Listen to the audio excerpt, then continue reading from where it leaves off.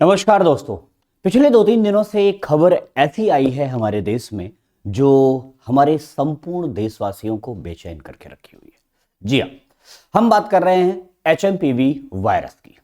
क्या है HMPV virus, कितना खतरनाक है, किस पर होता है, कितना असर होता है, क्या है इसके लक्षण, कितने दिन तक असर रहता है, ये सारी चीजें जब हम सुन रहे हैं, जान रहे हैं, जानने की कोशिश कर रहे हैं तो हमारी बेचैनी बढ़ रही है। कारण क्या है कि हमें ये सब कुछ समाचार माध्यमों से पता चल रहा है, हमें ये सब न्यूज़ चैनल से पता चल रहा है।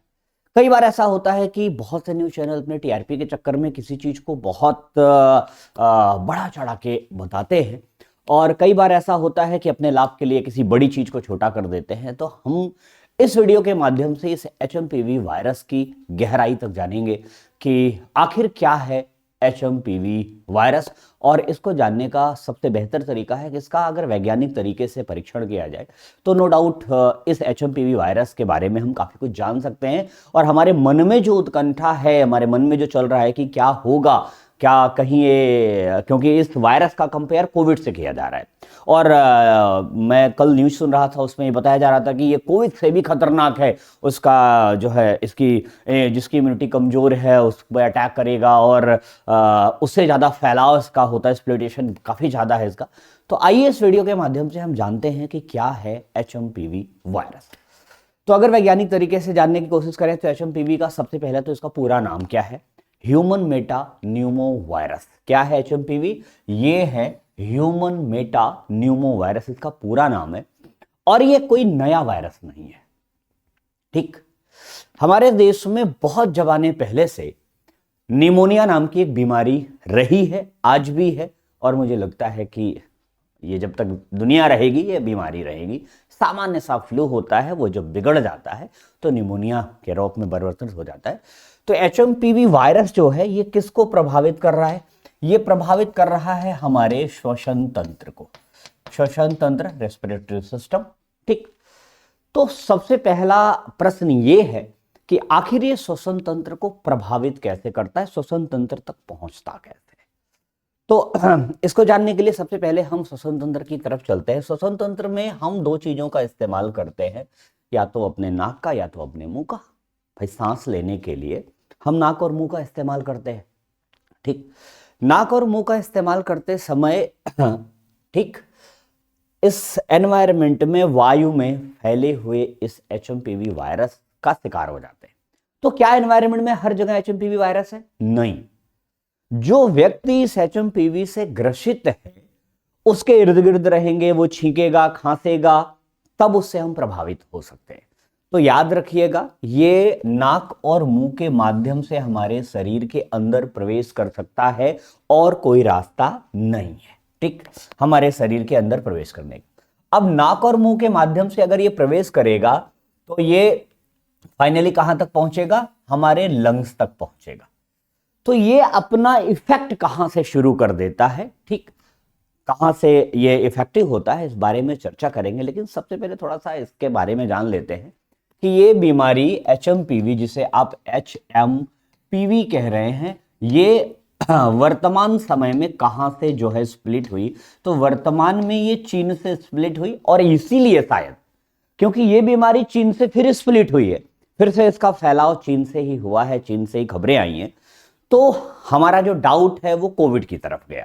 शेष ये आज पहला केस नहीं आया है, इसका पहला केस आज के 25 साल पहले, इसका जो पहला केस है वो पहला केस आज के 25 साल पहले सन 2001 में मिल चुका है। तो ये कोई नया वायरस नहीं है, ये पुराना वायरस है, ठीक है। आज हम इससे डर क्यों रहे हैं? उसके दो कारण हैं। पहला कारण वो है कि ये चीन से आया, पहला कारण, क्योंकि पिछले वायरस जो चीन से आया था उसने हमें कितना प्रभावित किया, पूरी दुनिया उससे कितनी परेशान हुई, ठीक है, कितने लोगों की जानें गई, इसलिए हम डरे हुए हैं क्योंकि चीन से आया है। तो चीन से आई हुई हर चीज से डरना चाहिए, ये बात तो पहले जान लीजिए, ठीक।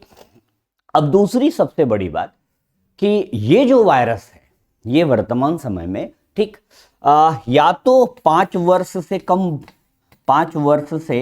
कम आयु के बच्चे, कम आयु के बच्चे पर जो है अटैक कर रहा है, ठीक है, बच्चों पर, या फिर दूसरा ये बुजुर्गों पर, ये ऐसा नहीं कि युवाओं को नहीं हो सकता, युवाओं पर भी अटैक होगा, लेकिन युवाओं की इम्यूनिटी काफी स्ट्रांग होती है तो वो थोड़ा सा लड़ लेते हैं। तो ये कोई खतरनाक वायरस नहीं, ये सामान्य सा फ्लू है। फ्लू जब भी बिगड़ता है, कोई भी फ्लू हो, तो वो आपको परेशान करता है। बस यदि देखिए ये अटैक इन पे क्यों कर रहा है, क्योंकि बच्चों की भी इम्यूनिटी, अभी नए नवजात हैं तो इम्यूनिटी उतनी स्ट्रांग नहीं होती, और बुजुर्ग की भी इम्यूनिटी। तो सबसे बड़ी समस्या है हमारा इम्यून सिस्टम।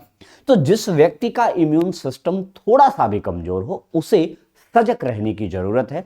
आपको बताएं, कोई खतरनाक बीमारी नहीं है, क्योंकि अगर ये खतरनाक होती तो चीन अब तक इमरजेंसी डिक्लेयर कर दिया होता, WHO के बड़े बड़े बयान आने शुरू हो गए होते, क्योंकि दूध का जला छाछ भी फूंक के पीता है। कोविड में WHO दूध का जल चुका है, इसलिए इस बार नहीं चूकेगा। तो नो डाउट इससे ये क्लियर हो रहा है कि ये बहुत खतरनाक नहीं है, लेकिन बीमारी कोई भी हो वो खतरनाक हो ही जाती है।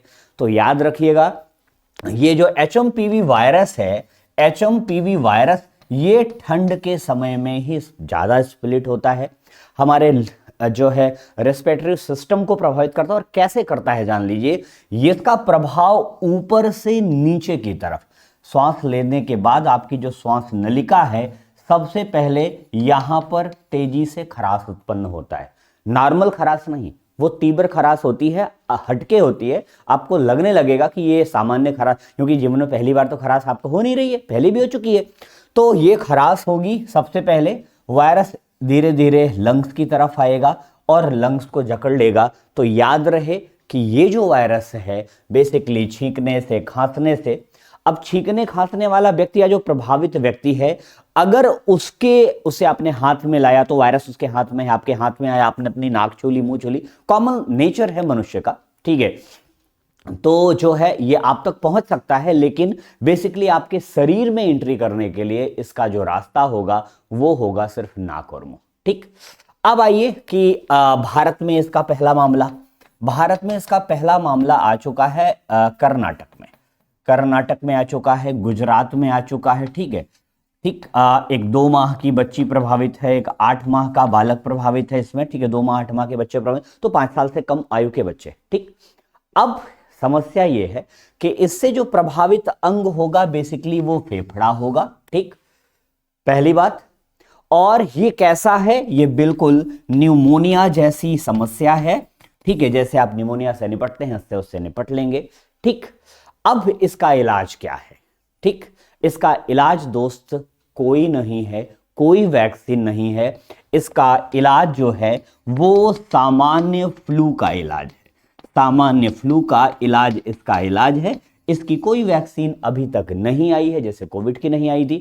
तो पहली बात ये, इससे बहुत डरने की जरूरत नहीं है, इससे सिर्फ और सिर्फ सतर्क रहने की जरूरत है। जिस किसी व्यक्ति को आप खांसते हुए, छींकते हुए देख रहे हैं, उससे थोड़ी सी गैप बनाएं, सोशल डिस्टेंसिंग रखें, थोड़ा सा मास्क वगैरह से हम लोग फ्री हो गए थे, तो अब थोड़ा उसकी तरफ और बढ़ने की जरूरत है।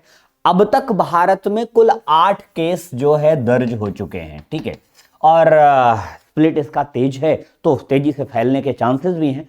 तो बिल्कुल भी इसके लिए पैनिक नहीं होना है, घबराना नहीं है, सामान्य फ्लू जैसी समस्या है ये, हाँ, लेकिन अगर ये बिगड़ी तो नुकसान कर सकती है, इसलिए अलर्ट होने की जरूरत है, बचने की जरूरत है, और इस बीमारी का सिर्फ एक ही इलाज है, वो है बचाव। तो हो जाइए तैयार, क्योंकि एक नई समस्या हमारे सामने जो है पहुंच चुकी है, और इस समस्या से सिर्फ और सिर्फ पैनिक होने की जरूरत नहीं है, ठीक है। तो ये एक सामान्य सी बीमारी है, जैसे निमोनिया में लंग्स प्रभावित होते हैं वैसे इसमें भी लंग्स प्रभावित होंगे, सांस लेने में कठिनाई होगी, इस समस्या का सामना हमें करना पड़ सकता है, इसलिए तैयार रहें इससे लड़ने के लिए और सावधान रहें। आज के लिए बस इतना ही, फिर मिलेंगे हम लोग अपने अगले वीडियो में, तब तक के लिए बाय, टेक केयर, जय हिंद, बने रहिए DCA के साथ।